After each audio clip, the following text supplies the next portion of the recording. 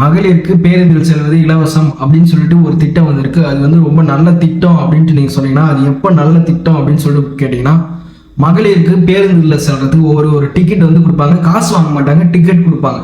இந்த டிக்கெட் கவுண்ட்லாம் ஒரு வருஷம் முடிவில் அது எண்ணி எவ்வளோ செலவாயிருக்கோ அந்த செலவை சமூக நலத்துறையில் ஒதுக்கீடு பண்ணி மீண்டும் போக்குவரத்து கழகத்துக்கு கொடுத்தாதான் அந்த திட்டம் வந்து நல்ல திட்டம் அப்படின்ட்டு சொல்லலாம். சரி, அது கொடுக்காம போக்குவரத்து துறைக்கு மேலும் மேலும் நஷ்டத்துக்கு இட்டுமோன்னா அது நல்ல திட்டமாகவே இருக்காது. ஏன் சொல்லிட்டு பார்த்தீங்கன்னா, இன்னைக்கு நீங்கள் இலவசமாக போகிறதுக்கு ஒரு பஸ்ஸாவது இருக்கு. ஃபியூச்சரில் இதே நிலைமை நீடிச்சு போயிட்டே இருந்துச்சுன்னா நஷ்டமாகி எல்லாத்துக்கும் ஒரு எண்டு இருக்கு அப்படின்ட்டு சொல்லலாம். அதாவது எல்லாத்துக்கும் ஒரு முடிவு இருக்கும். அதுமாரி அதாவது அதிகப்படியான கடனில் போக்குவரத்து துறை போகும். அந்த நேரத்தில் வந்து பார்த்தீங்கன்னா போக்குவரத்து துறையை தனியார் மயமாக்குறத தவிர வேறு வழியே இல்லை. தனியார் மயம் ஆயிடுச்சுன்னு என்ன பண்ணுவாங்க அப்படின்னு சொல்லிட்டு கேட்டிங்கன்னா, இதுமாதிரி ஃப்ரீயாலாம் ஏற்றிட்டு போக முடியாது, எங்களுக்கு நஷ்டம் வரும் அப்படின்ட்டு சொல்லுவாங்க. அதுக்கப்புறம் பார்த்தீங்கன்னா இந்த 10 பேர் இருக்கிற ஊருக்கெல்லாம் உள்ளெல்லாம் பஸ்ஸெலாம் போய் வர முடியாதுன்னு சொல்லுவாங்க. நஷ்டம் வேணும், அதுக்கு நீங்கள் அந்த காசு நீங்கள் காம்பன்சேஷன் கவர்மெண்ட் தருமா அப்படின்னு சொல்லிட்டு கேட்பாங்க. இப்போது எல்லா வகையிலும் பார்த்தீங்கன்னா இதுக்கு நம்மளுக்கு திருப்பி தான் இது வந்து இதுவாகும். சரி, தனியார் மயம் இப்போ ஆகிறதுக்கான எந்த ஒரு இதுவுமே தெரியலையானு கேட்டால், நான் இன்றைக்கே வந்துடும்னு சொல்லிட்டு சொல்லலை. இன்னும் 10 வருஷம் பொறுத்து வரலாம், இல்லை 5 வருஷம் பொறுத்து வரலாம். ஒன்ஸ் வந்துடுச்சுன்னா அது ஏறலாம், அதாவது போயிட்டே இருக்கும். ரெண்டாவது, கவர்மெண்ட்டு வர்றதுக்கு ரொம்ப கஷ்டமாக இருக்கும். ஏன் அப்படின்னு சொல்லிட்டு பார்த்தீங்கன்னா, மறுபடியும் கவர்மெண்ட்டு வந்து நஷ்டமாச்சுன்னா அது கடன் மேலே கடன் வாங்கி அரசுக்கு கெட்ட பேர் வரும். அதுவும் இல்லாத போக்குவரத்து ஊழியர்கள் நம்ம மேலே கோவப்படுவாங்க அப்படின்னு சொல்லிட்டு எதிர்பார்க்குறாங்க அப்போ இருக்க அரசுகள். சரி, இதோட எஃபெக்ட் இமீடியட்டாக எப்போ தெரிஞ்சிச்சு அப்படின்னு சொல்லிட்டு பார்த்தீங்கன்னா, இப்போ போக்குவரத்து ஊழியர்கள் போராட்டம் அறிவிச்சிருந்தாங்க.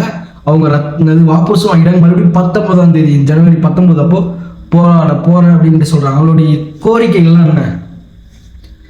எங்களுக்கு வந்து நியாயமாக சேர வேண்டிய பஞ்சப்படி, அதுக்கப்புறம் பிடிப்பு பணம், ஓய்வூதிய பலன்கள், இது எல்லாமே தாங்க அப்படின்னு சொல்லி கேட்குறாங்க. இது கிட்டத்தட்ட 13,000 கோடி கிட்ட வருது மொத்தமாக அப்படின்ட்டு சொல்கிறாங்க. சரி, இந்த 13,000 கோடி ரூபாயை போக்குவரத்து கழகம் என்னதான் செஞ்சுருப்பாங்க அப்படின்னு சொல்லிட்டு இப்போ கேட்டிங்கன்னா, 2 விதமாக யோசிக்கலாம். ஒன்று, மிஸ்மேனேஜ்மெண்ட் பண்ணியிருக்கணும்.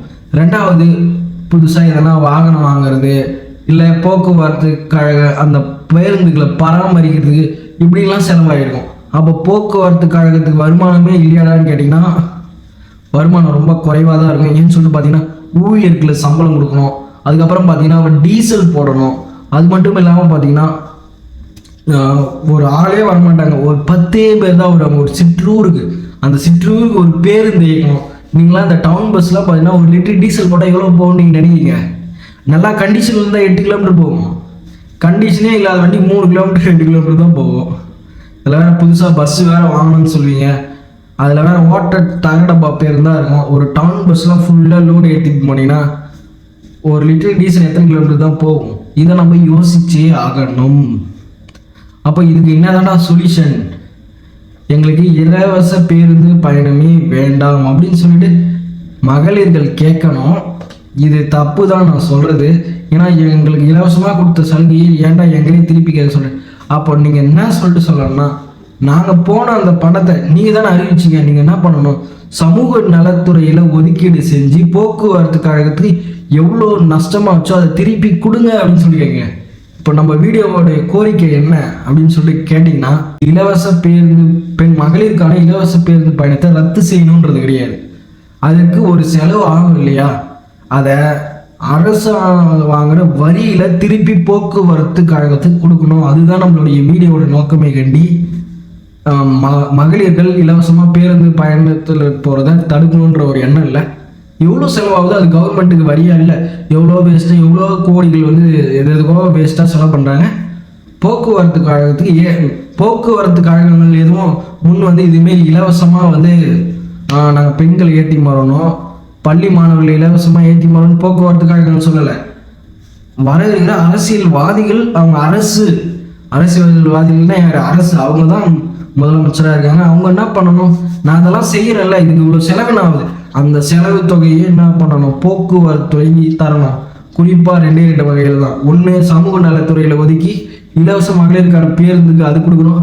ரெண்டாவது, பள்ளி கல்வித்துறையில் ஒதுக்கி, அதுக்கப்புறம் உயர் கல்வித்துறையில் ஒதுக்கி இந்த இலவசமா பள்ளி மாணவர்கள் கல்லூரி மாணவர்கள் போறதுக்கான பணத்தை ஒழுங்கு மரியாதை போக்குவரத்து கழகங்களுக்கு தரணும். இதுதான் இந்த வீடியோவோட கோரிக்கை.